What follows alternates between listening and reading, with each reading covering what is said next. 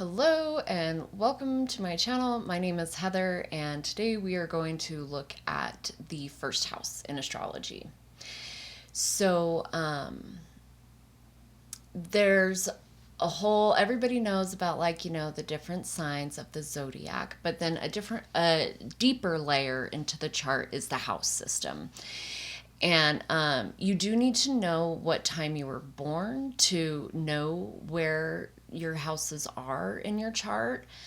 And that's because, so I've got a chart here. That's because I don't know how to pull this up on the computer yet, so please bear with me. You need to know your rising sign. Your rising sign is going to be where your first house begins. Okay? So, your rising, or it's also called your ascendant sign, that is the sign that was rising over the eastern horizon when you were born. So it can change pretty quickly because, throughout the day it'll move through the signs. So you do want to get as specific as you can to know the time. And just kind of a little tidbit. So my original birth certificate didn't have the time on it. And then a few years ago, I wanted to get an astrological reading, and the guy told me, he said, a lot of the states have now changed and they do have times on them. So if you don't know what time you were born, and if your birth certificate's like 20 years old or something, I don't know, it's $18, I think, to go get a new birth certificate. And yeah, it worked for me that the time was on my new one. So anyway, just a little tip if you don't know the time that you were born. So yes, you will get your rising sign, and then in the 8 o'clock position, that's where the first house is. There's a little number 1.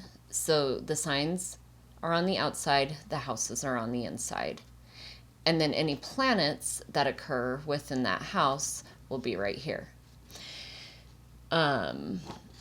And just like how there's 12 zodiac signs, there are 12 planets in a chart. And they do correlate to each other, which is kind of a nice way that I keep track of it in my head. So today we're going to talk about the first house, which correlates to the first sign, which is Aries. And so then I'll think, well, what does Aries represent? Well, Aries is very bold. Aries is the inner child and the self. And that's what the first house is. The first house is all about the self.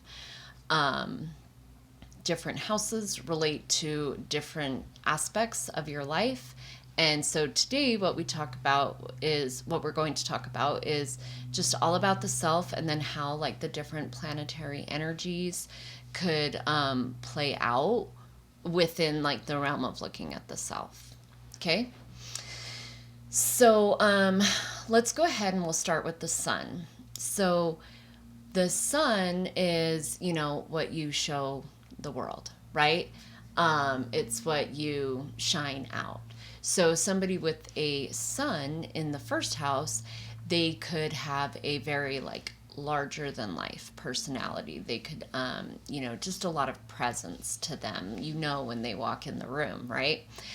The sun also represents the father. So someone with sun in first house, they could have had a very, impactful relationship with their father. Or if they're a male, their fatherhood is a central part of their personality. Along with father is just masculine energy. So people with sun in the first house, they may just, it's a manly man, right? Or even if it's a woman, it could be a woman who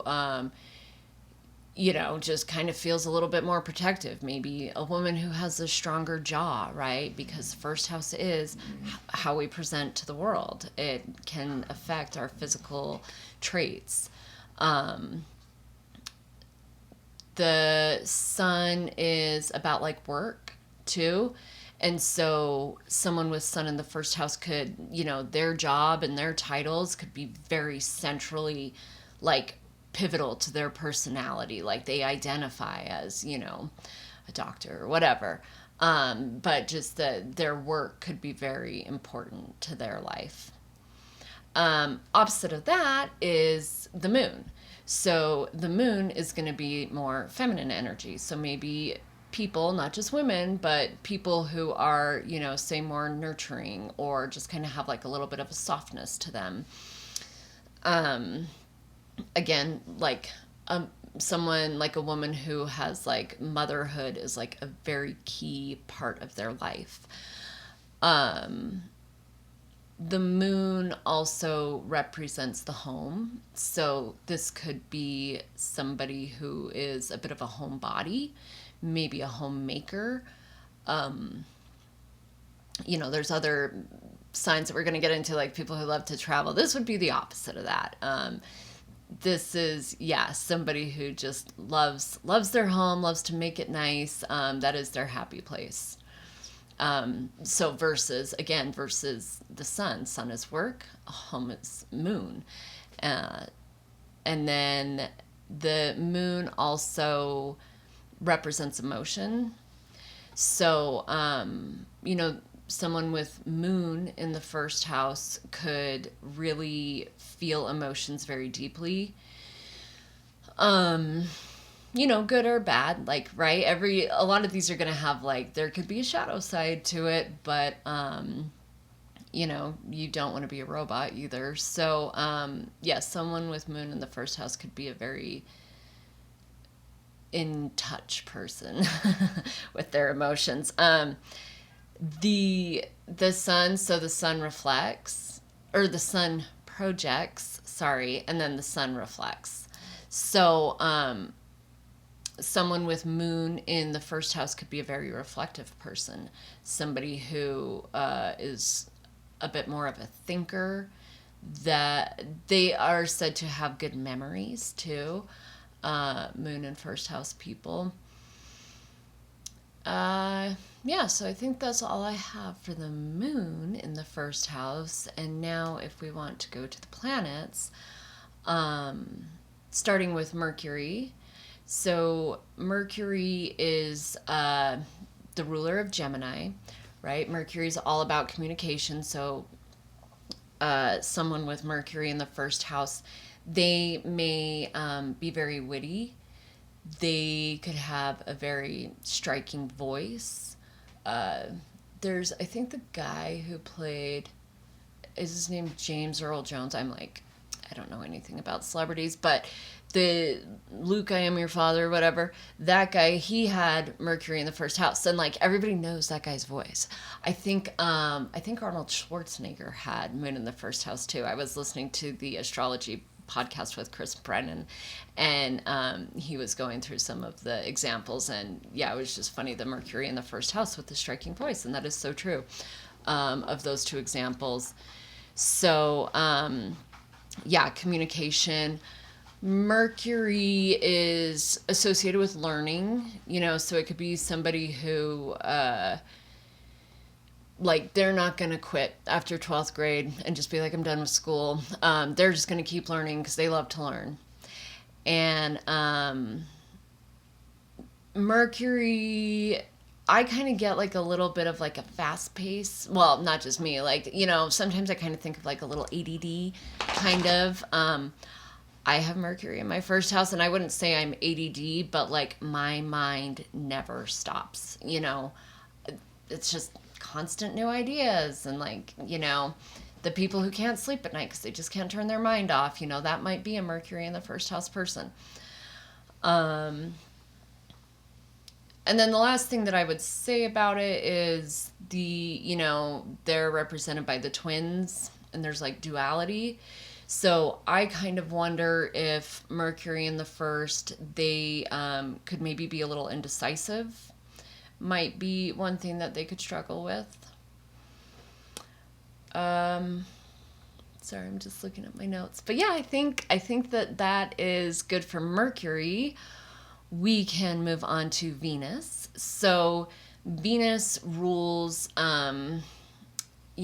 beauty and love and like the pleasures of life. Venus rules money as well. So, someone with Venus in the first house, they are probably going to be like pretty well put together. that they have a good style to them. They may also like to make things look good. Like I have Venus in the first house. I wear clothes from Target, so the style thing does not apply to me. But I'm an interior designer.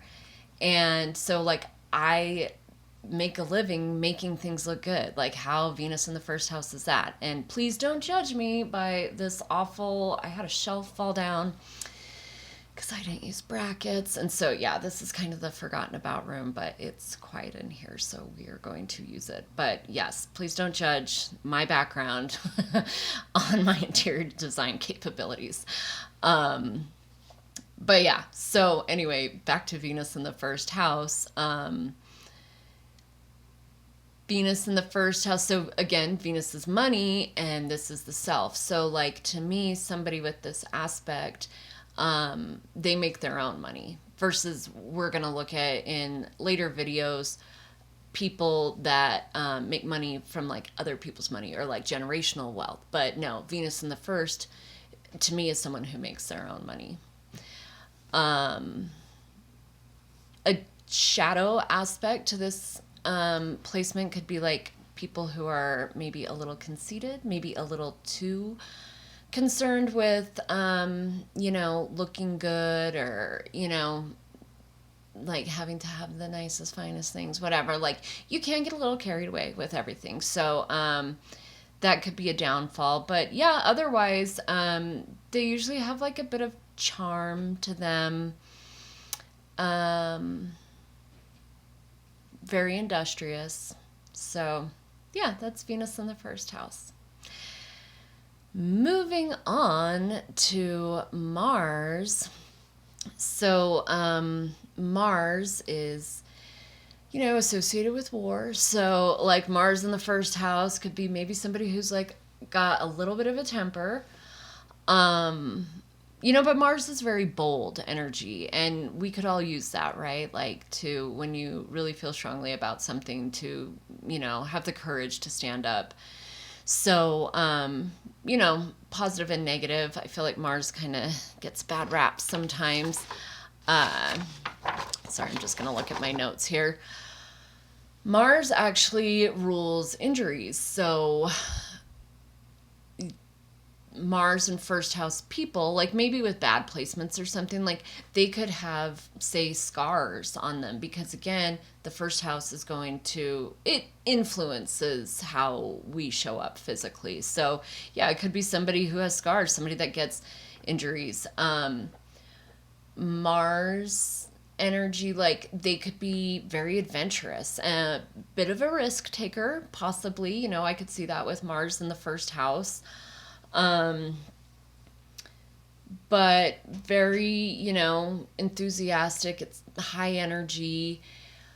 Again, like Mars is masculine energy. So again, this could be like that manly man.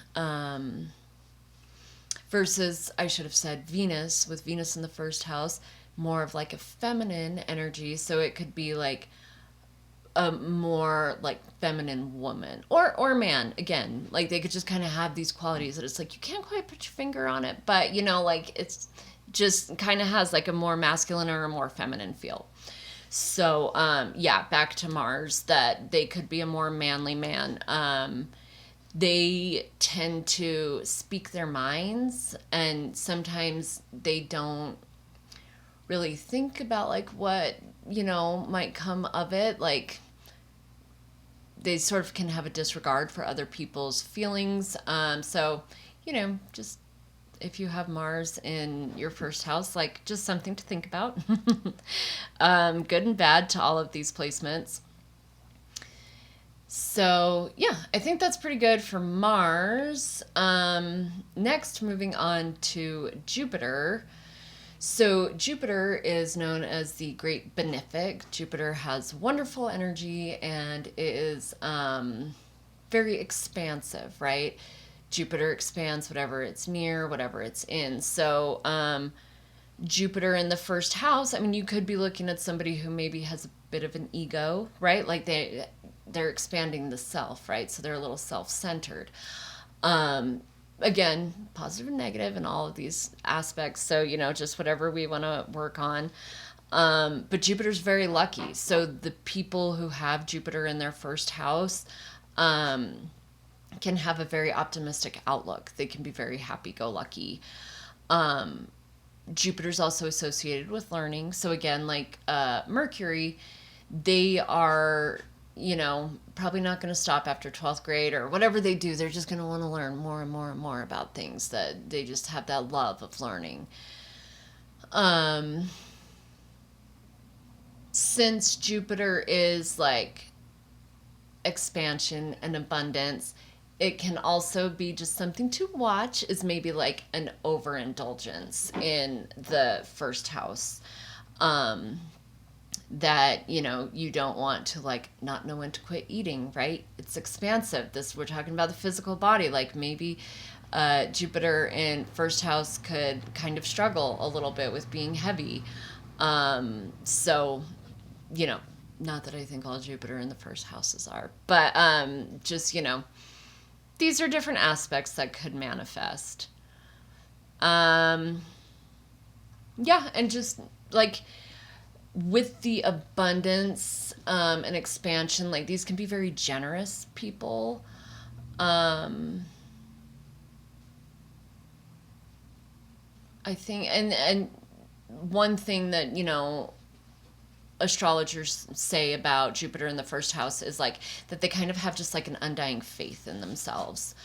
I have Jupiter in the first house, and yeah, I don't ever really doubt myself, and I am pretty happy-go-lucky most of the time. So for me, that is definitely true. Sorry. Okay, so moving on to Saturn. So Saturn rules like time and karma. Saturn rules rules. Saturn rules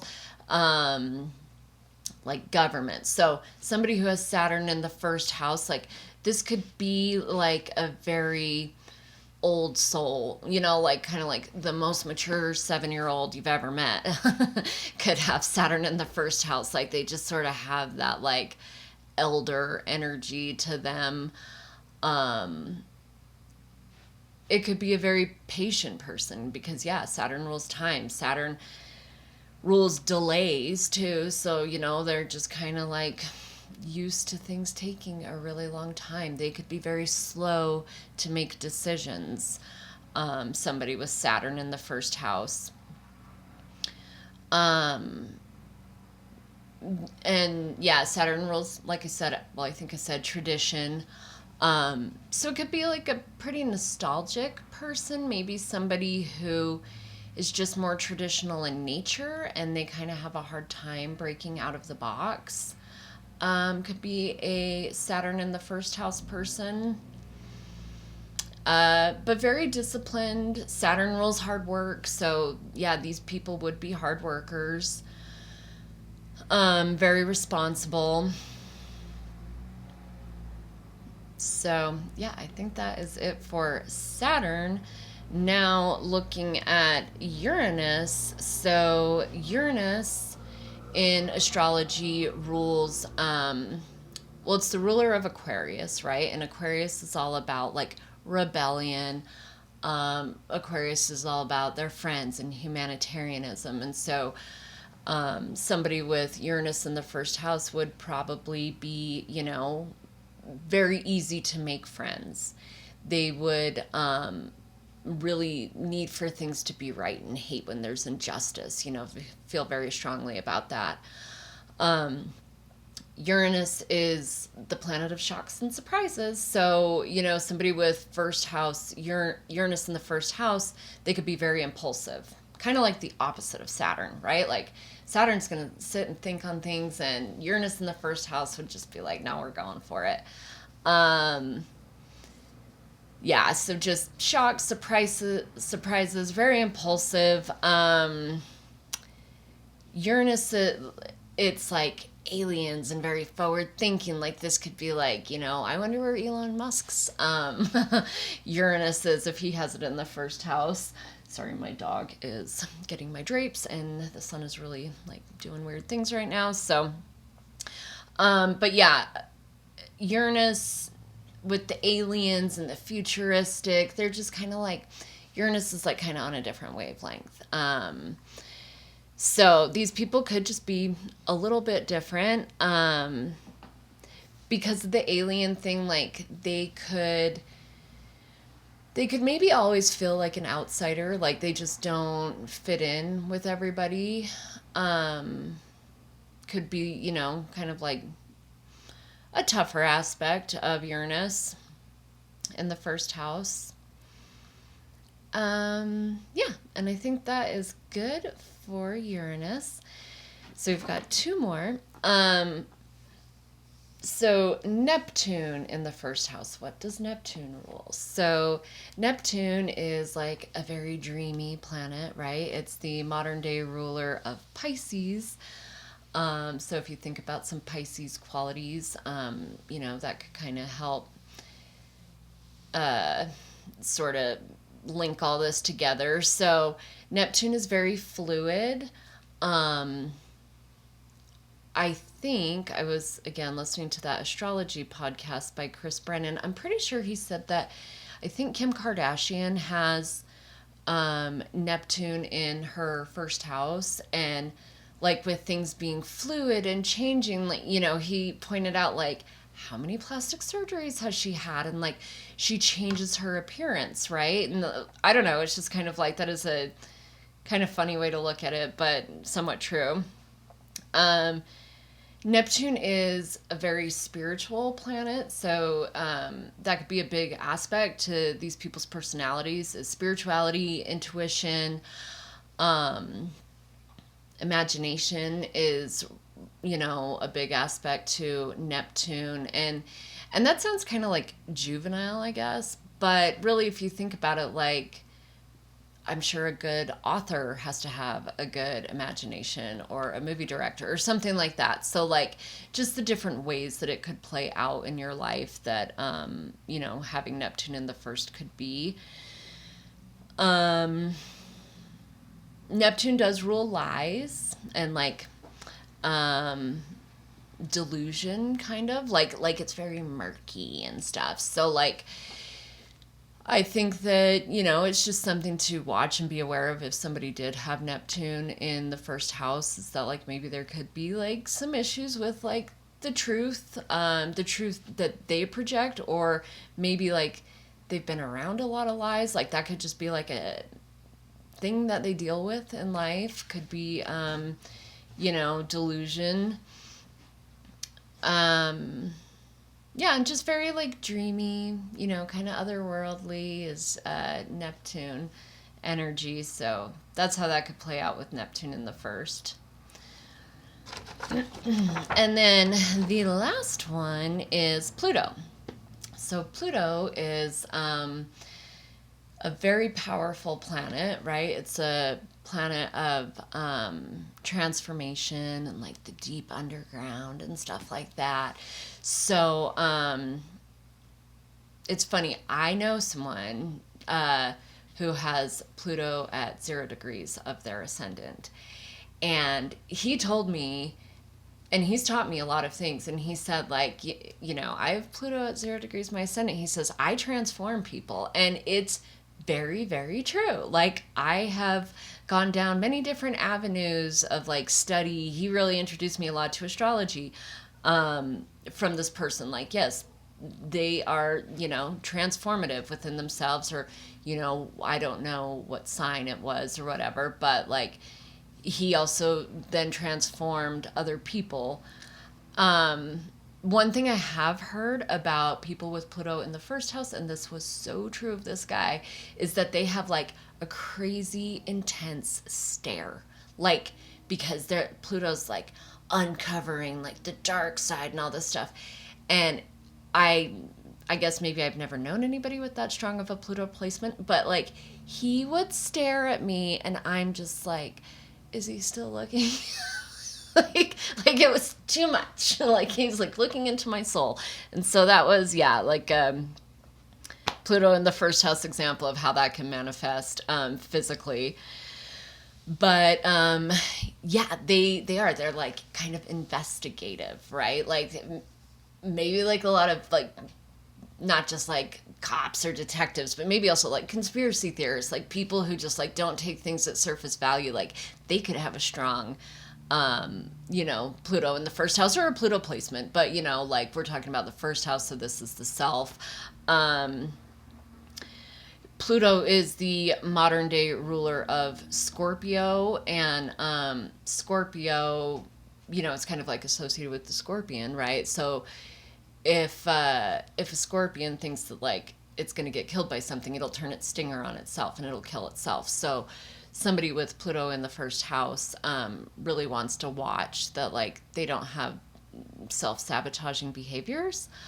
But it's Pluto also is like rules money, right? Just like Venus. So again, these could be people that make their own money, and these Pluto's like big. I don't know. At least how I understand it, I feel like Pluto's like big money. Pluto could also be kind of like dark money, right? Like, I don't know, like bribes or something like that. So, that could, hopefully you're not bribing anybody, but like, it could just sort of play out in some way that it's big money that might be a little hidden. Maybe it comes about in a little bit of a darker way. I don't know. But yeah, I think that's it for the 12 planetary placements that can occur in the first house. And I hope that you guys learned something. Thank you for sticking with me. At some point I'd like to, do little bullet points, but I'm not very tech savvy, and I've really been just wanting to get on here and learn as we go. So anyway, thank you for being here. I hope you all have a very nice weekend. I would appreciate it if you did like this video, please like it, subscribe, share it if you feel like somebody might benefit from this information. But yeah, next week I will do a video all on the second house and the different placements that are there. So anyway, have a good weekend, everybody. Bye.